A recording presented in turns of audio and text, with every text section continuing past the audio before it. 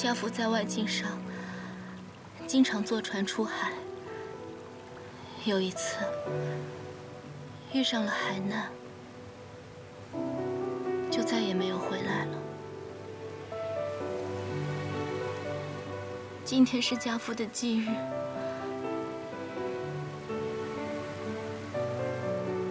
在我们老家有个说法，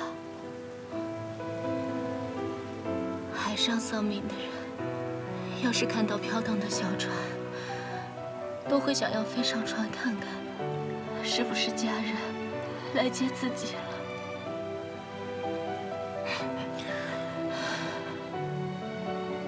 你父亲不会失望的。这世间怎么会有父亲对自己的女儿失望呢？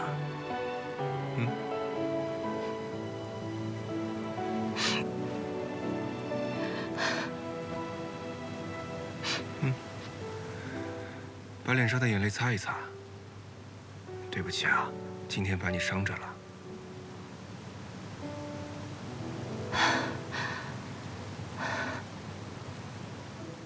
没事，不要紧。怎么会没事呢？这的确是我的错。我武功这么高强，你别逞强了。我一会儿通知医馆，给你做一下正骨，然后再喝几天舒筋活络的汤药，你的肩膀应该就没事了。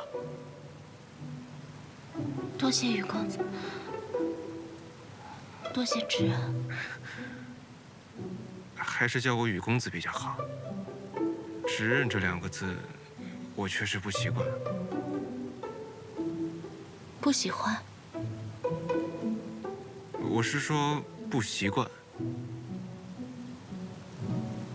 不过，也确实是不喜欢。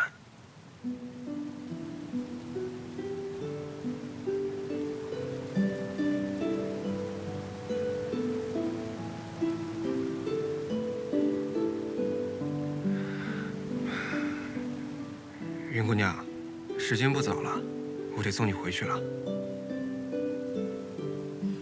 抱歉啊，我必须送你回去。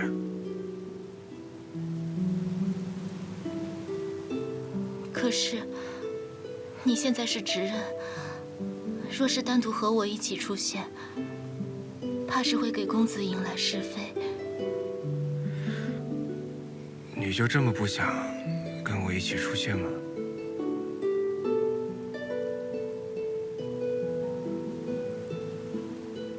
哎，你别担心，我不怕是非。况且我也是要去别院的。公子为何要去别院？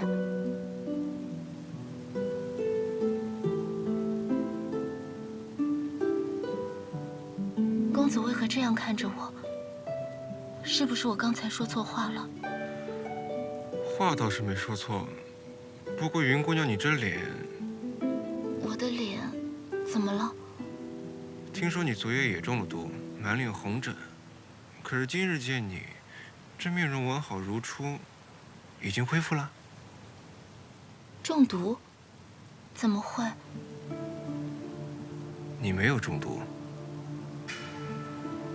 我昨夜只是满脸突发红疹，听闻上官姑娘家世代名医，就去问她拿了一些驱毒的药膏，兑水花开喝了1小碗，果然有用。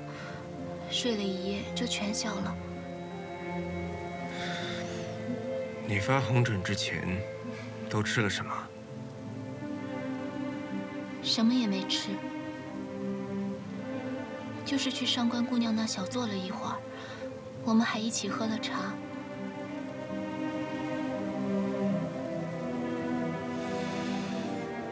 昨夜江姑娘也是喝完茶之后就身体不适，去了医馆。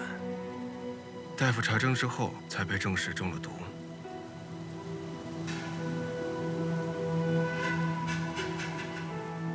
这茶是江姑娘的。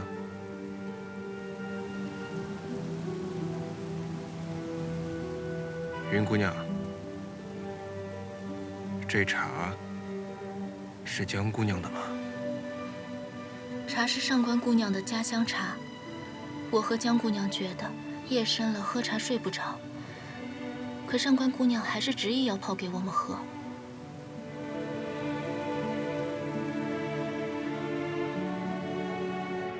把茶拿出来。我觉得，所有人都在了吗？除了云为山、上官浅2位姑娘，其余的姑娘都在。怎么了？封锁整栋别院，在执刃到来之前，不允许任何人出入。是。执刃要来。是。执刃来这里符合规矩吗？执刃说的话就是规矩。可是这也太……嬷嬷，可是对我的命令有意见啊？没有没有。可是我的小少爷，这也太……云为山姑娘，你怎么和执刃大人在一起？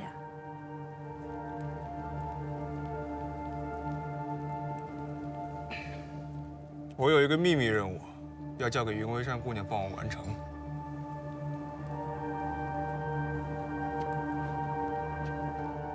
跟我来，搜查院落以及每一个房间。是。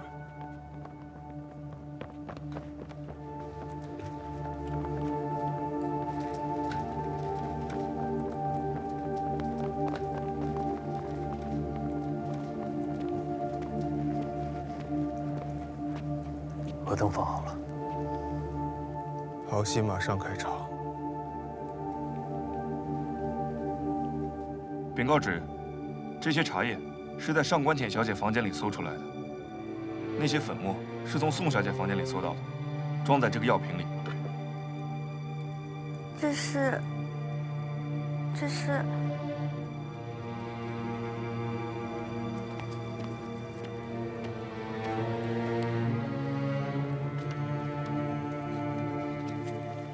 我要是你，我现在就把这指甲洗干净。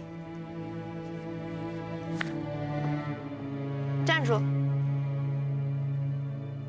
洗干净之前，把剩下的刮下来。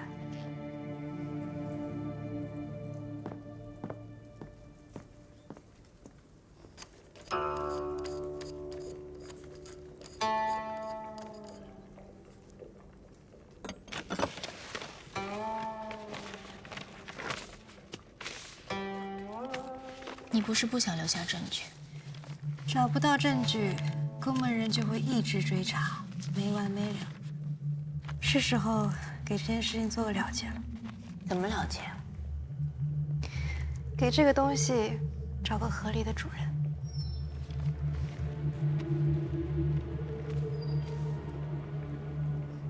你给我，我知道该放在谁那儿。谁呀？慕斯小姐。小姐，你这是患有喘鸣之机呀。若是有喘症，那绝对不适合长久的待在峡谷内，会加重你的病情的。没有，只是昨夜染了风寒，有些咳嗽罢了。我先歇着，等晚点儿再去为小姐单独会诊。粉末有毒。怎么会？这是我从家里带来的喘鸣之疾的药，不是毒啊！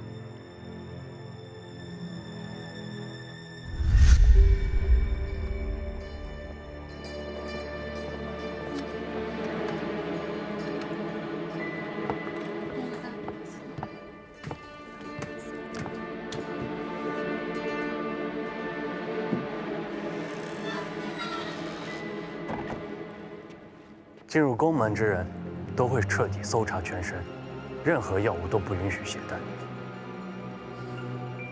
你是把这个小瓶子藏在哪里带进来的？我放在。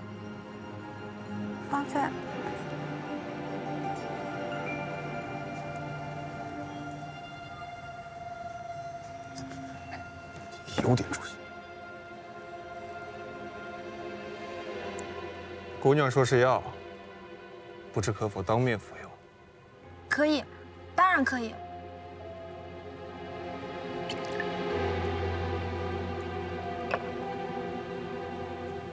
这颜色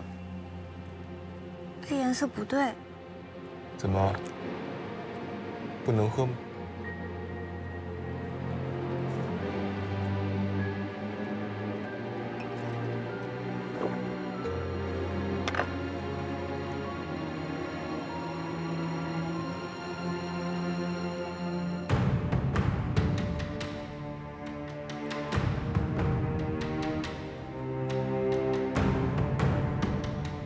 果然，什么意思？可惜了这样漂亮的脸蛋，心肠却如此恶毒。带下去，把他送出山谷，请回宋家。是。不是我，你们弄错了，不是我。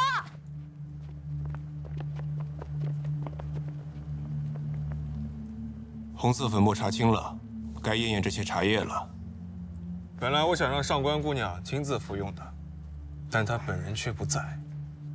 有趣。我来试吧。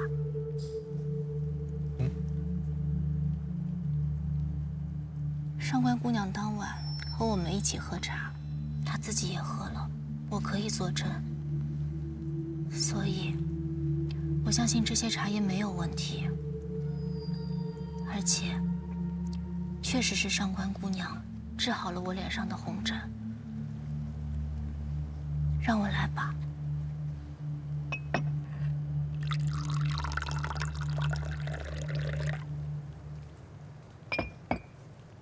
等等，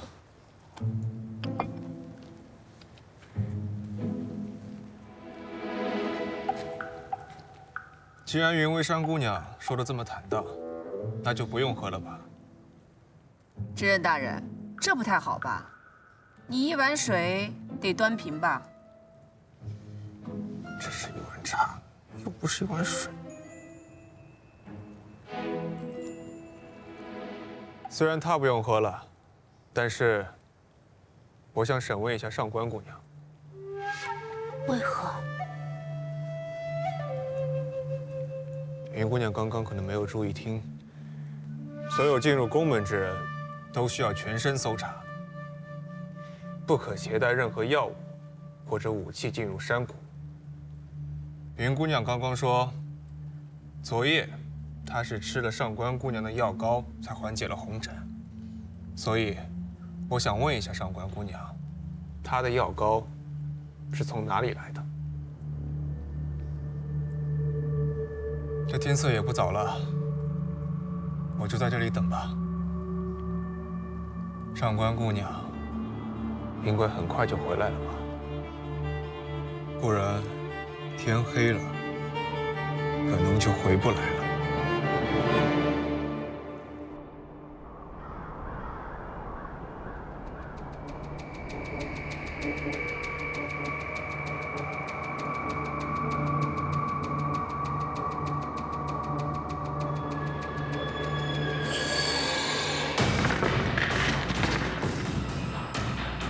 别动！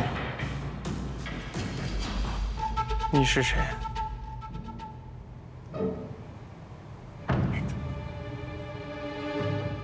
上官浅，新娘。新娘，你不该来这里。我知道。知道还来？你来这里干什么？替我诊脉的周大夫说我气胆馨香，体质偏寒，湿气郁结。不知道是不是因为这个原因，我只拿了个白玉令牌。我来这找他是想看看有没有什么别的方子能治一下我这偏寒的体质。你就这么想被执人大人选中？之前想，现在不想了。不想还？大夫说湿气郁结不利于生育。那你说之前想，现在又不想，这是何意？你应该就是公园指少爷吧？现在的执人公子羽，在我眼里根本不配。最有资格当执刃的是宫二先生，宫上爵。你很了解我吗？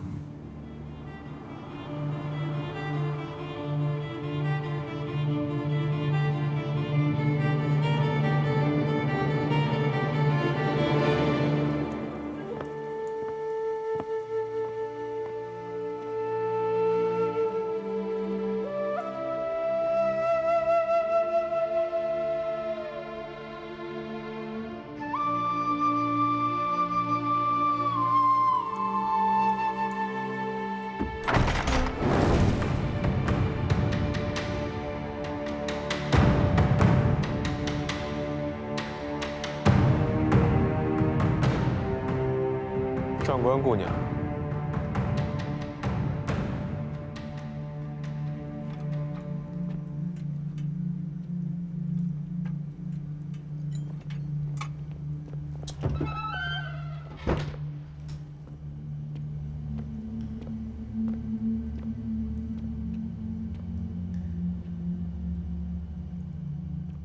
上官姑娘，执刃大人，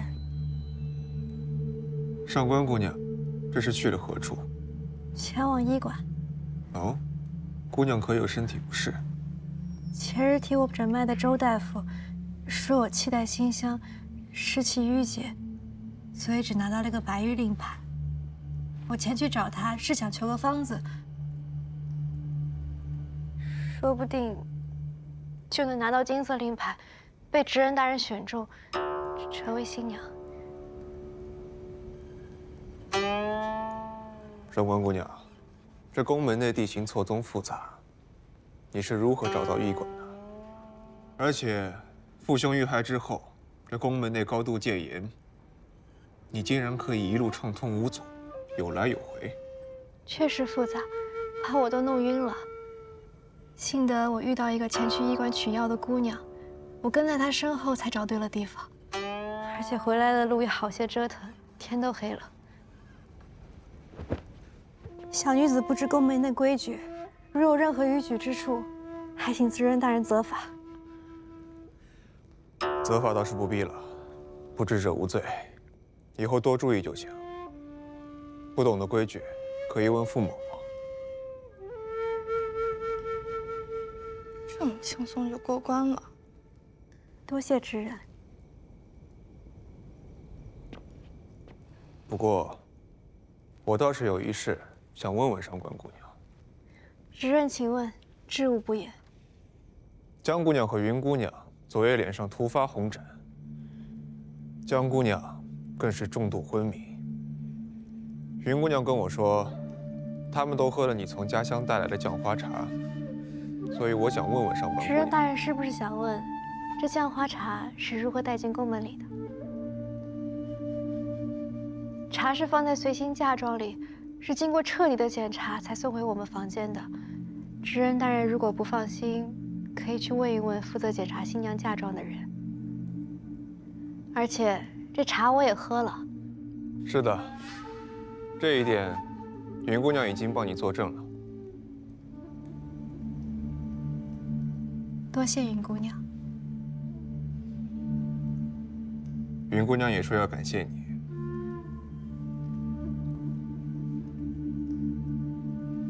云姑娘，此话怎讲？云姑娘要感谢你，是因为她服用了你家祖传的药膏，才迅速消退了红疹。但是，茶叶作为嫁妆，只要被证明无毒无害，当然可以带进宫门。但有两种东西是绝对不可能被允许带入宫门的，那就是药物和武器。药膏作为严格控制的药物，上官姑娘是如何带进来的呢？天生带进来的。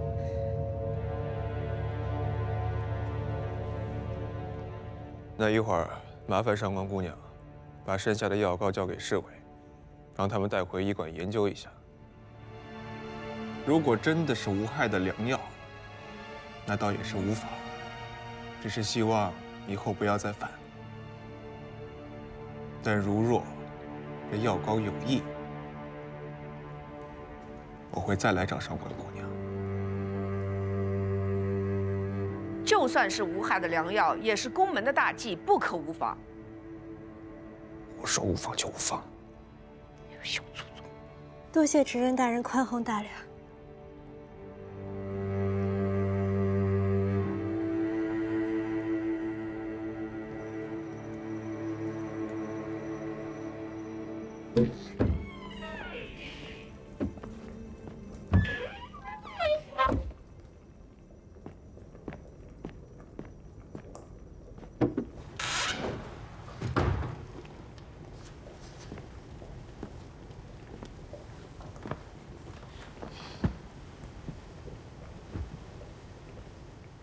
有事？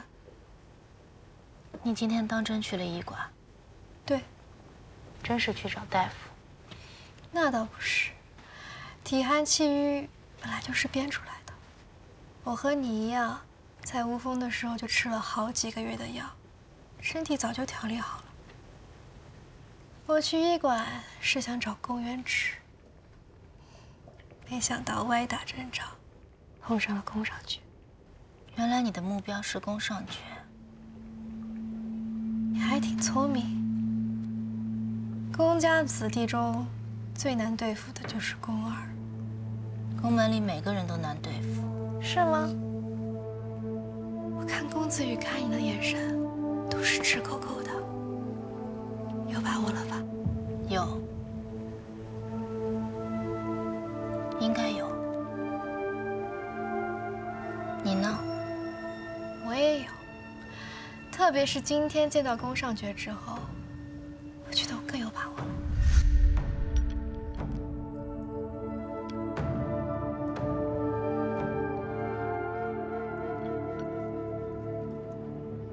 宫上爵看到我这玉佩，虽然什么话都没说，但是我知道，一定勾起了他的好奇心。好奇心就是最大的诱饵，他一定不会放我走的。这玉佩什么来头？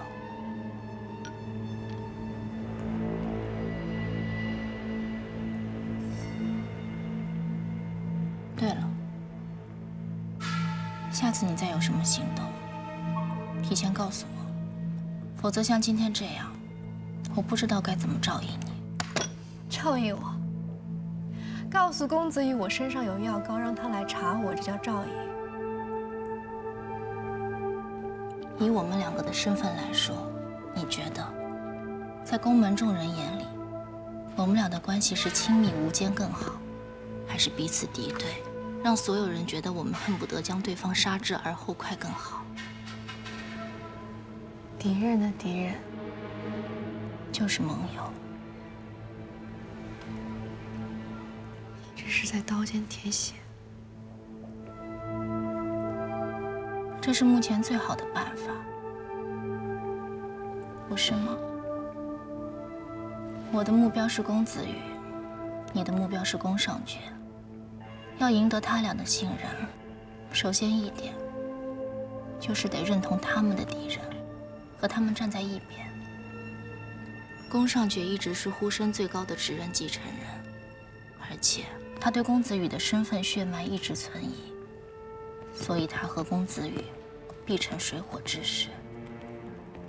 如果公子羽真的选中了我，宫上爵也把你留了下来，公子羽必定不会放弃新娘这条线索，所以他一定会严查我。同样反过来，宫上爵一定不会放过你。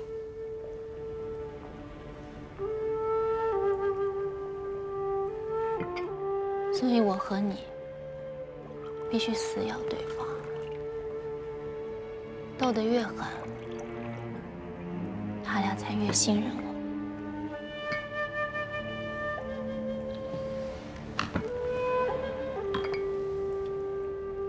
那就斗吧，姐姐，手下留情。我们有吗？有什么？晴，你刚才说要我手下留情，可是我没有吗？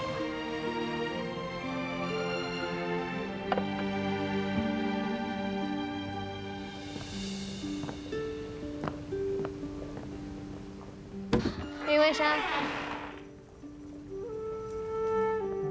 如果最后我们都同时被选中，那接下来的路会很难走。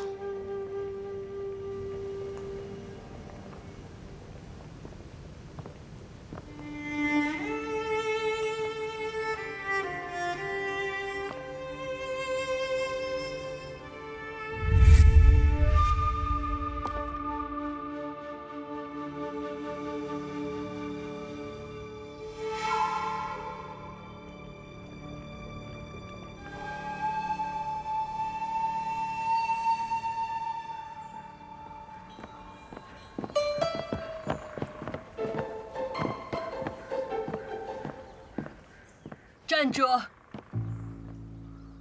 金凡，大小姐，过来。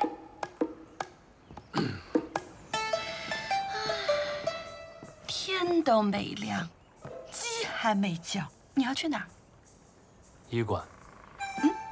医馆在那儿。你往哪儿走啊？没事，我绕一下，不打扰大小姐。真没出息，堂堂男儿，前路有一点困难。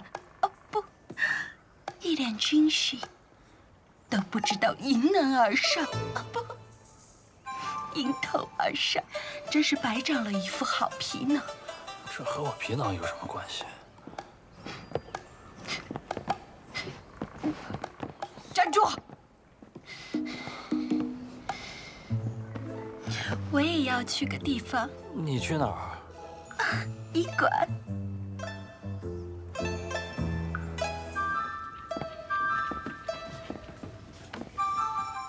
百草萃。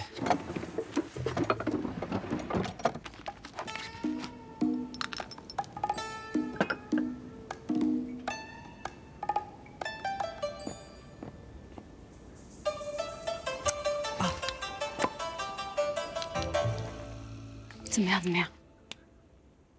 这2颗药丸乍看之下并无二致，但刚取出来的这颗表面光滑，泛着光泽，而前少主和老执刃服用的百草萃，却稍微粗糙暗淡一些。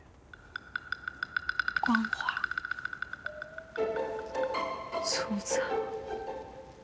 哎，什么操作？加热一下。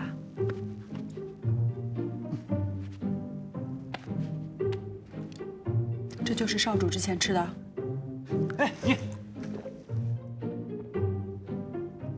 既然眼睛看不清，用手摸不准，那只能毒药穿肠过，真向心中流，吃得毒中毒，方为人生。吐出来。跟我平日吃的一样，味道还不错。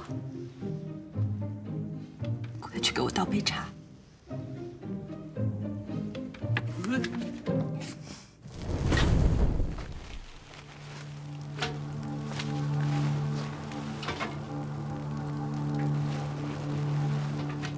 真的不会被人发现吗？进错药材可不是件小事。闭嘴！这一碗给我拨严实了，烧干净些。是。袋子也烧了。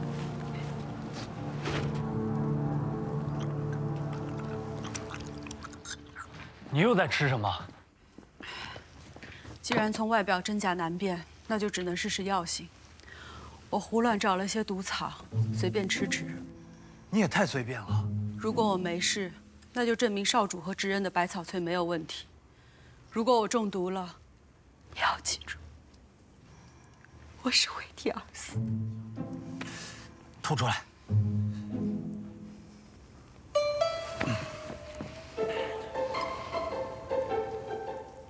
真生气啦！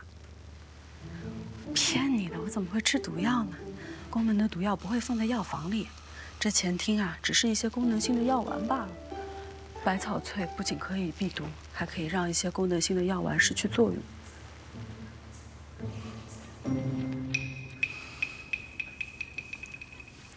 紧张我了，我紧张你死了。你紧张死我了。我懂，小翠真甜。你要死在这里，我怎么跟公刘商老爷子交代？口是心非。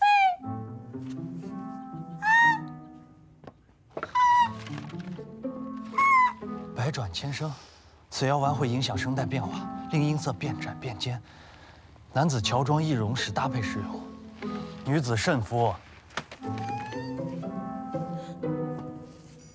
那是不是就证明少主和执刃的百草萃被人换成了无效的假药？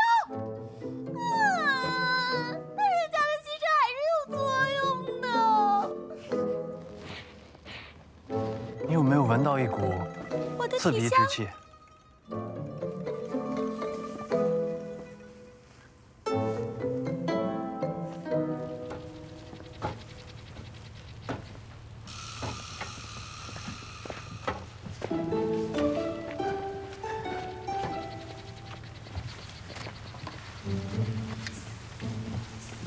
停。这是什么意思？就是停的意思。你都说了停，为什么还要做这个动作？你都做了这个动作，为什么还要说？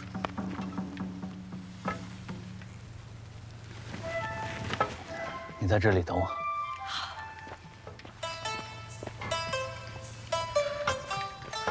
你在做什么？金侍卫，我在烧过期的草药。过期的草药会有专人运送出去销毁，怎么会无缘无故在医馆内部点火焚烧？这草药是……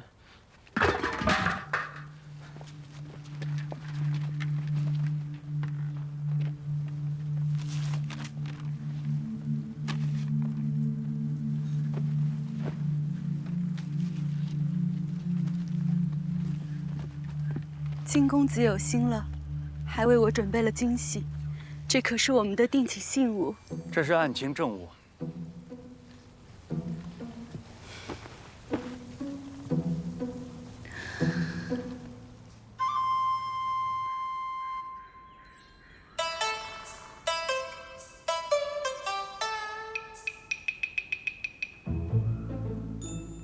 少医书上记载，这确实是神灵话。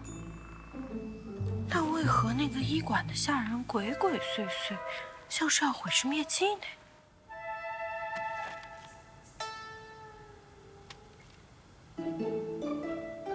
我怎么不知道你除了武器，还懂药理？确实不懂。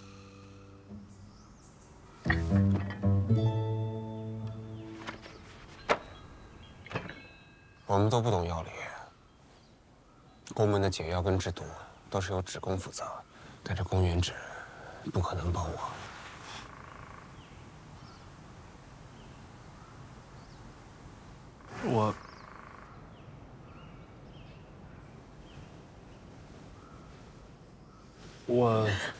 我也喜欢你。我认识一个很擅长料理的人。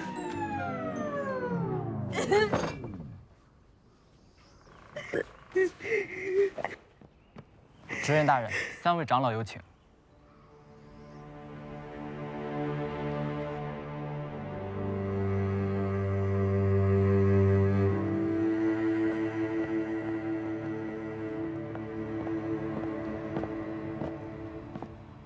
见过3位长老。子曰：按照礼数，父母离世，守孝3年，不可娶亲，不可饮酒欢庆。本应该将所有选妻新娘全部遣返归乡，赔礼致歉。但念及此次变故，吴峰也掌握了进入宫门的方法。我们认为，未来很长时间之内都不适合从山谷之外迎娶新娘，所以大家商议，希望执刃大人就从这次进入宫门的姑娘中选出一位心仪之人，留在身边暂作随侍，另寻良辰吉日，正式迎娶。好。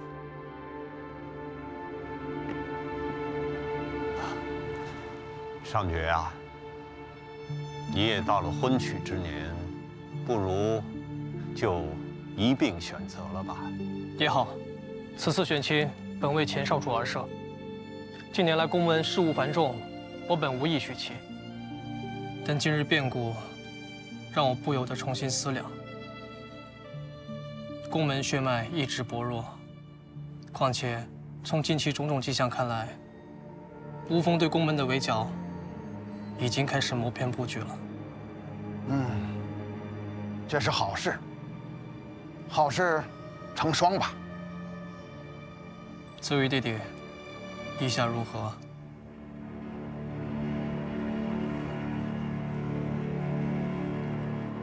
上爵哥哥要娶亲，自然是好事。只是哥哥向来要求甚高，眼光独到，不知道我这些选剩下的姑娘里，能否有哥哥愿意将就的？邹瑜弟弟，我对任何事情从来都不会将就。帮我把上官姑娘留下。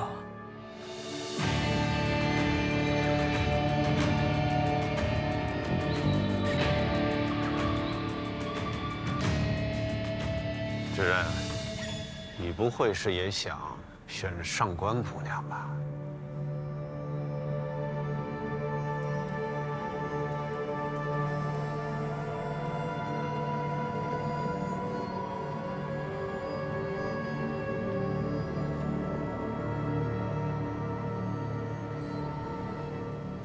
有请上官浅姑娘前往执人厅。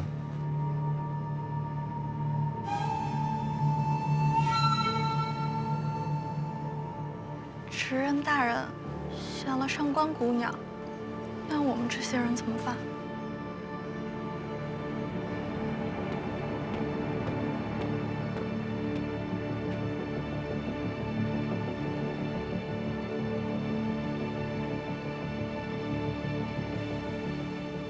有请云纹山姑娘前往执人厅。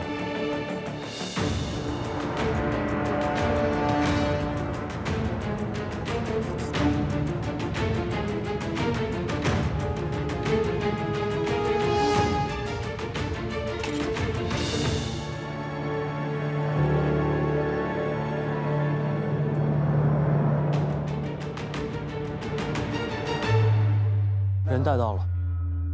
侍卫们先退下吧。是。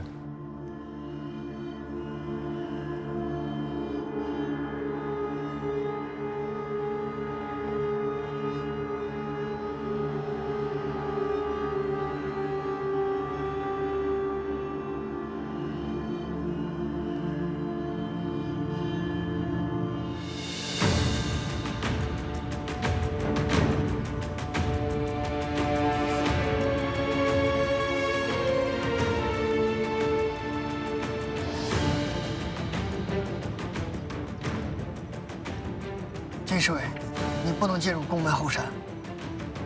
我知道。麻烦将这个信物带给岳公子，告诉他说有一个绿玉石在这里等他。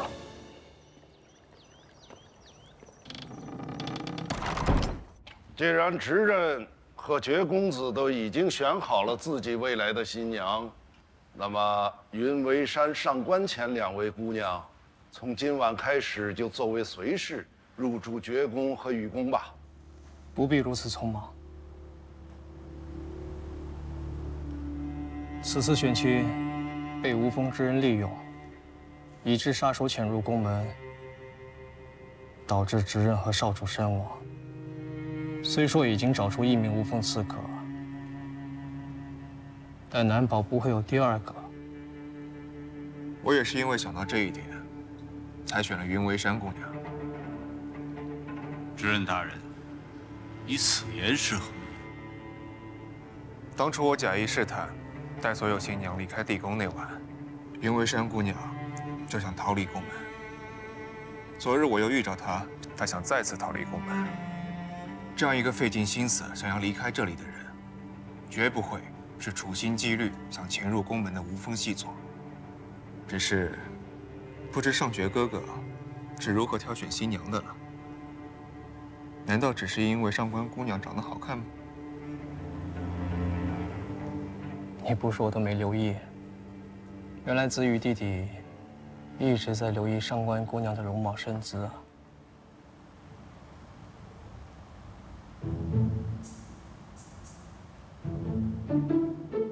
三位长老，无论我和子羽弟弟各自的理由是什么，为确保万无一失，我已安排画师稍后为两位姑娘画像，然后连夜派人前往云微山的老家离溪镇和大福城的上官家，向当地邻居、街坊亲友一一求证，验明正身。正好，离溪镇和大福城离得很近，一个来回便好。各位长老，以及子羽弟弟，我想在这样的非常时期，再小心谨慎，也都不为过吧。当然，当然。所以，这些日子里，就先委屈两位姑娘，暂时留在别院。我会安排更多的侍卫保护两位的安全。如果不出意外的话，你们就是家人了。多谢宫二先生。大福城离这里可有些路程，看来我们还要在这别院住上10天半个月的。这新娘进山时没带任何生活用品，不知我们可否出宫门去镇上采买些日杂所？两位姑娘若需要任何物件的话，尽管吩咐下人采买即可。1个时辰之内保证准备妥当，无需自己奔波劳累。况且，我已经备好了最快的人马，带着最快的信鸽。3日之内必有消息。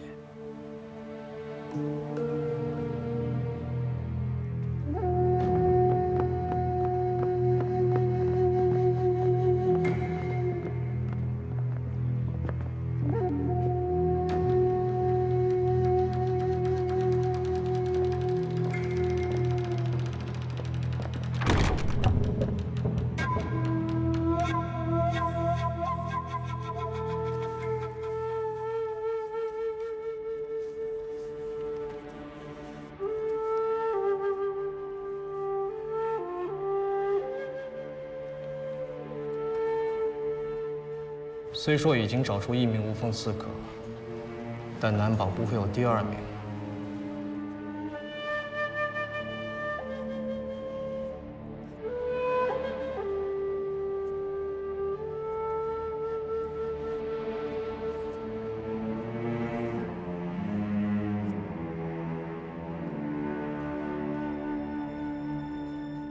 3日之内必有消息。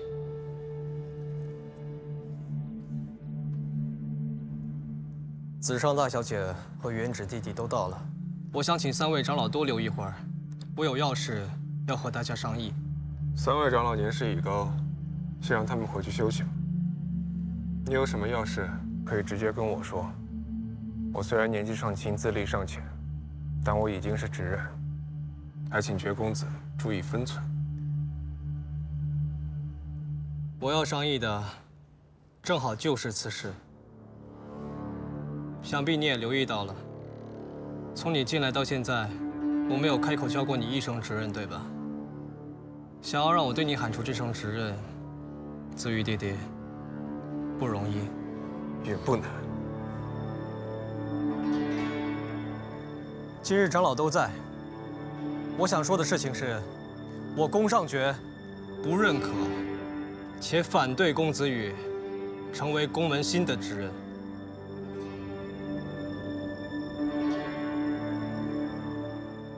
反对之人总要有理由吧？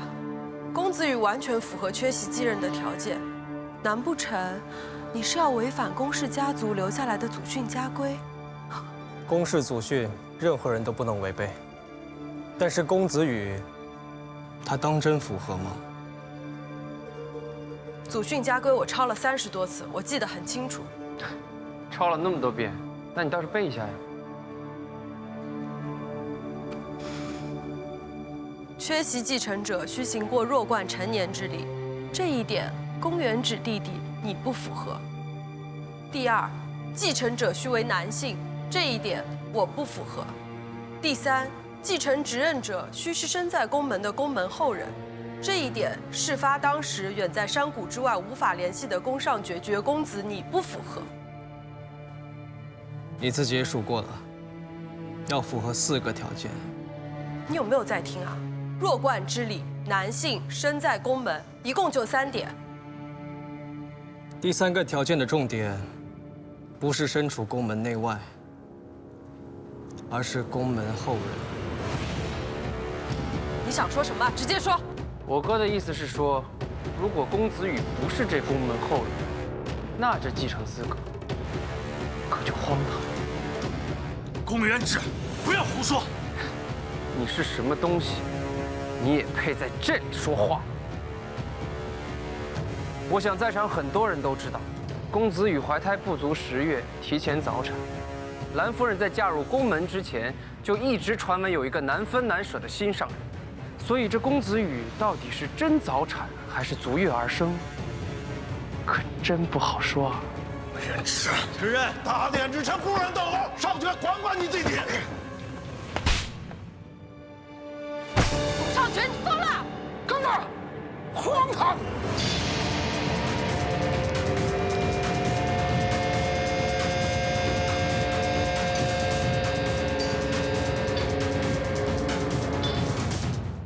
你们平时无法无天，蔑视家规也就算了，今日3位长老都在，你们还敢突然动手？公元止还没成年，莽撞无知，不和他计较。但是你，公子羽却对自己血脉家人动手，你无论是身份、能力、德行，一样都不占。你凭什么说自己对得起这个位子？杀害我父兄的人，我一定要杀他！执刃，如果没有证据，不可说此重话。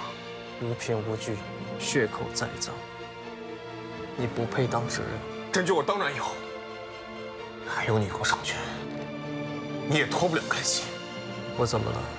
当晚我父亲见的最后一个人是你，你们聊了些什么？你为何着急要走，甚至要连夜离开？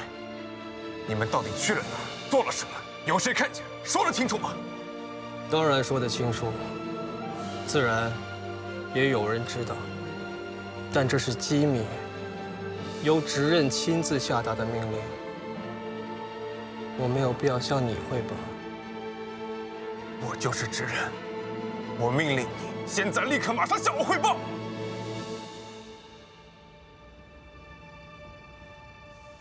你们要是不汇报，你跟公元止就是密谋杀害我父亲的嫌犯。我若真有谋害篡权之心，我当晚必定留守宫门。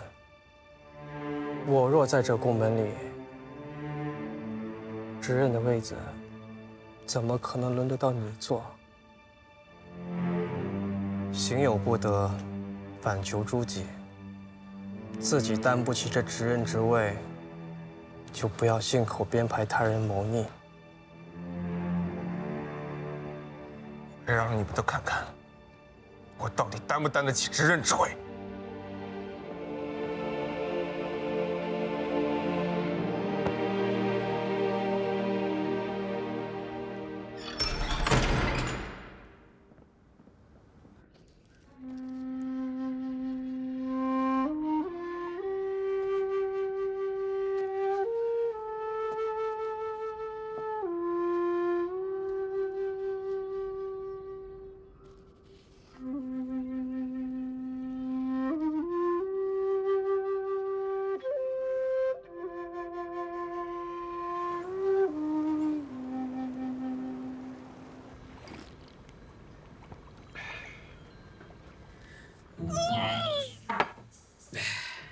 你就别气了，你又不是不知道，宫二、宫三从小到大都是这副臭德行，大的死鱼脸，小的死鱼眼。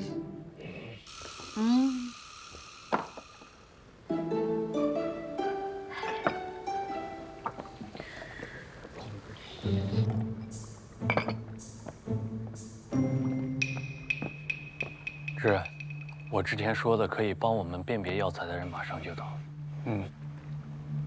那个，一会儿你不要问他是谁，也不要管我到底从哪儿找来的他。但他说的话一定可信，而且肯定不会害知然。还能是从哪儿来的？宫门就这么大，不是从医馆，就是从公园职工里来的。赶紧把他叫进来。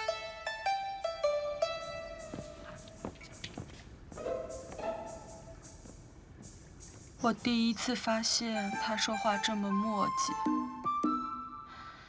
好像对他有点失去兴趣了。你再去侍卫营偷灌他2次洗澡，我保证你很快再次产生兴趣。你少血口喷人啊你啊！我就去看了。谁血口喷人？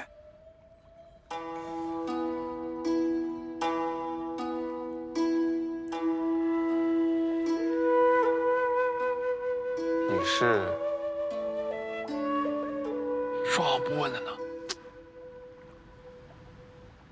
知人大人，我姓岳。3山5岳的岳，风花雪月的月。岳公子，岳哥哥，我可能比你哥哥年纪稍大多了。岳公子看着比金凡都小。 怎么会老呢？你若非说自己老，那我就叫你月老了。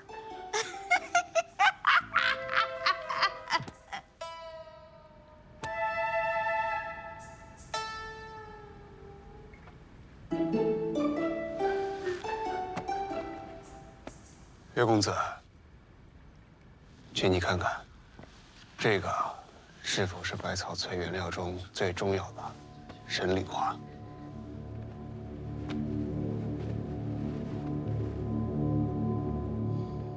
这并非神灵花，而是林香草。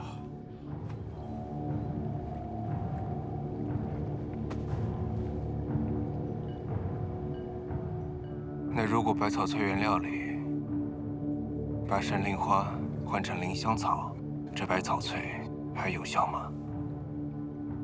自然无效。神灵花是百草萃的核心，如果核心被调换了，那药效 就基本没用了。果然是职工搞，果然是职工搞的鬼。既然已经解开知人大人的疑惑，那我先回去了。等一下，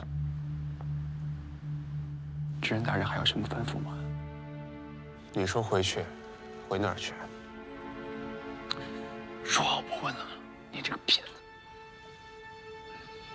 知人大人，我想。 我们很快会再见面的，那时你一定会知道我是谁。告辞了，岳哥哥，让我送送你。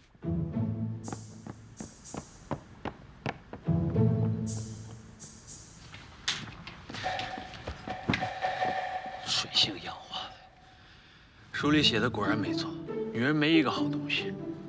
你最近都看些什么书？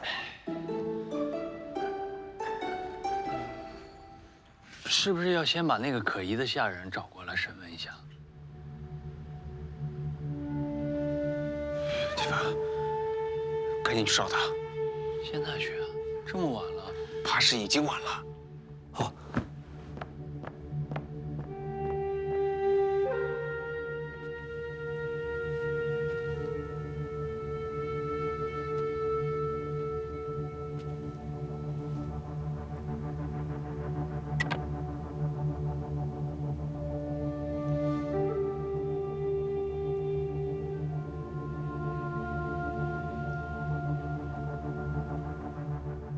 有劳2位姑娘，画好了。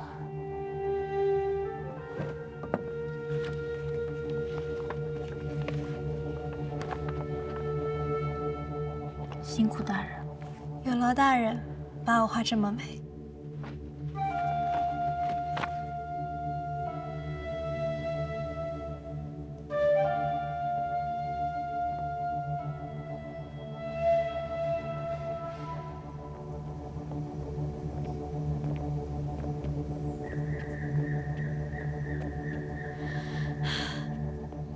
个时辰前，这还热热闹闹的，但一转眼，只剩下我们俩了。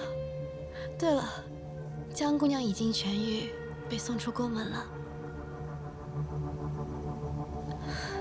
我以为你会关心。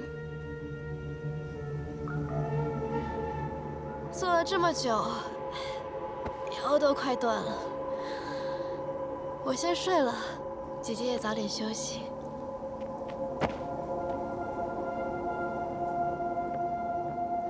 可是我还想和妹妹聊会儿天呢。这么大的院子，连个说话的人都没有，真叫人害怕。那就再好不过了。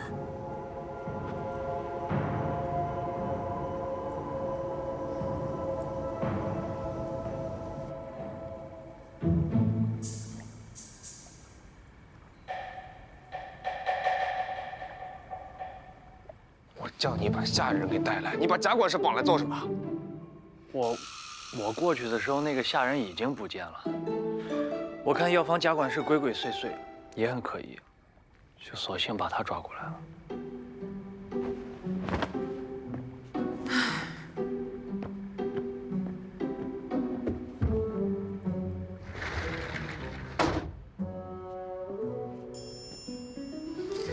要怎么对他严刑闭口，是使用18般啊！我说酷刑。要不咱们去公园纸那里偷些毒药给他用用？让他说话。我说完了。我说让他说话。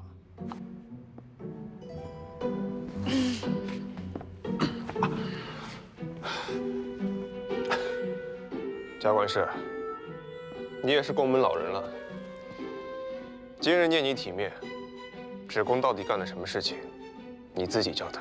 老奴不懂，知人有事大可传唤，为何要将老奴绑来？是谁指使你将参令花换成林香草的？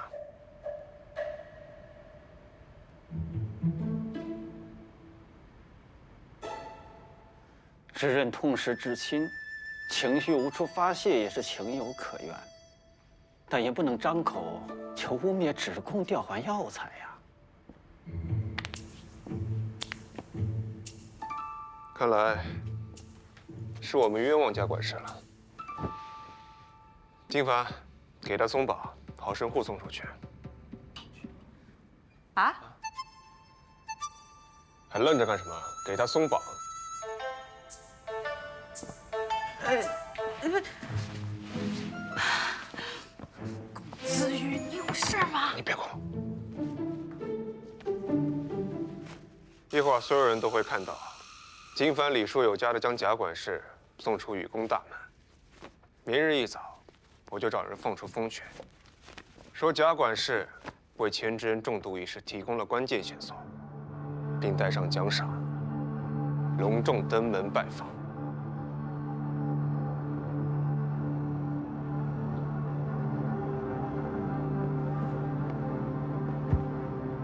知恩，多戴贵手啊！这消息若是传到顾元之耳中，老奴定是没有活路。贾管事，现在放在你面前就两条路，要么你把你知道的全盘托出，我作为执人还可以保你一命；要么你继续在这里打马虎眼，我们就各凭本事，天亮见分晓。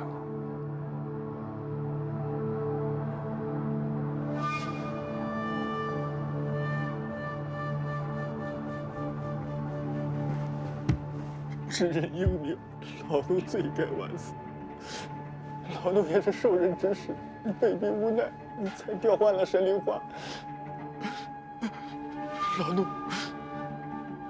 愿替知人作证。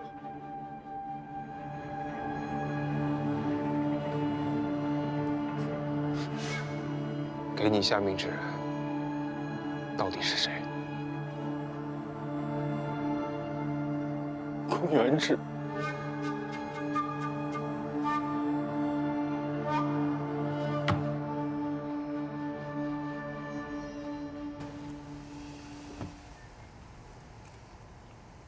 你想干什么？这么紧张？你我已成水火之势，你属于公子羽，我属于宫上角，这么多人看着，你我聊什么天？你打算怎么办？什么怎么办？3日之后，当宫上角带回关于我们身份的信息时，我们怎么办？看着他们打脸啊，这有什么好怕的？难道你不是云为山？我当然不是云为山。我和寒鸦寺在离西镇袭击了云家小姐，冒充的她。那你麻烦了。那你呢？难道你真的是上官浅？大福城的上官浅？对啊，我就是上官浅。记住，不管发生什么事情，一定要咬死你的身份。你就是云为山，来自离西镇的云为山。那你怎么会是吴峰的妹？作为吴峰来说，你对陌生人的信任，未免多得有点愚蠢。陌生人？谁？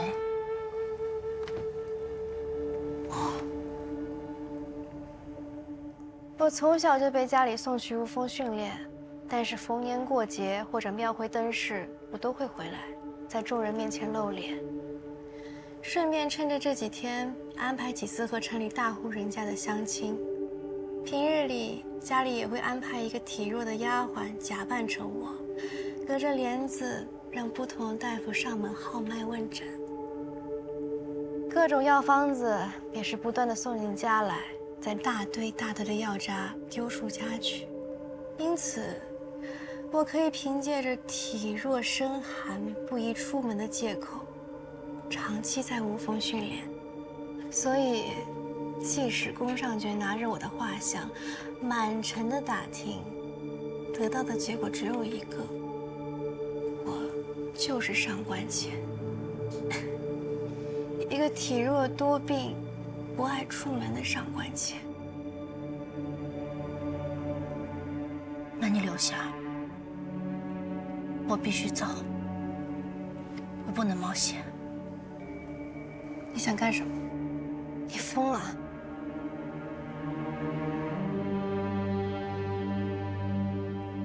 我是你，我就赌。赌什么？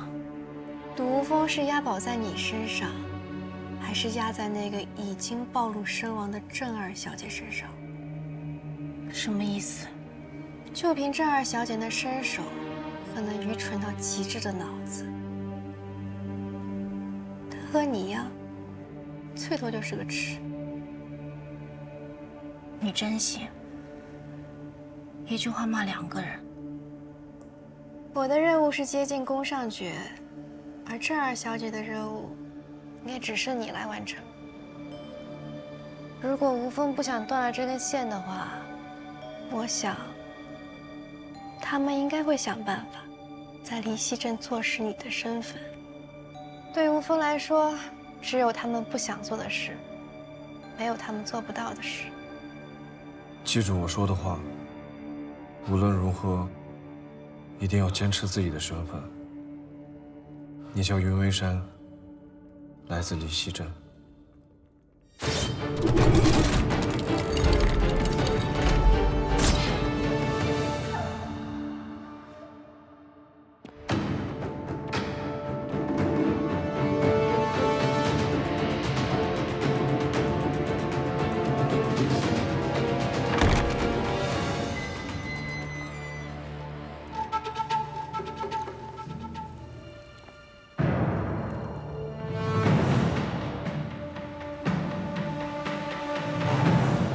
哥哥在看什么？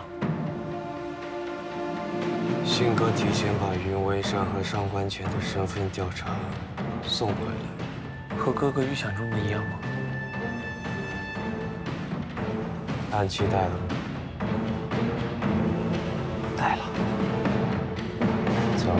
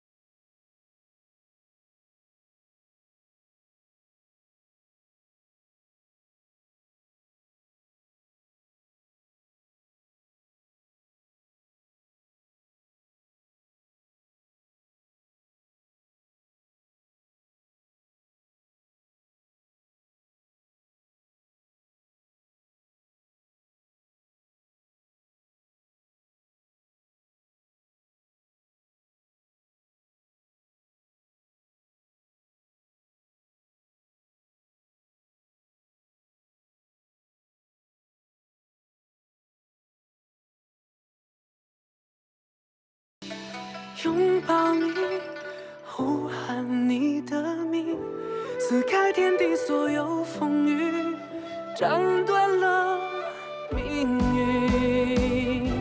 我们的故事有温柔，有叹息，却没有结局。掌心一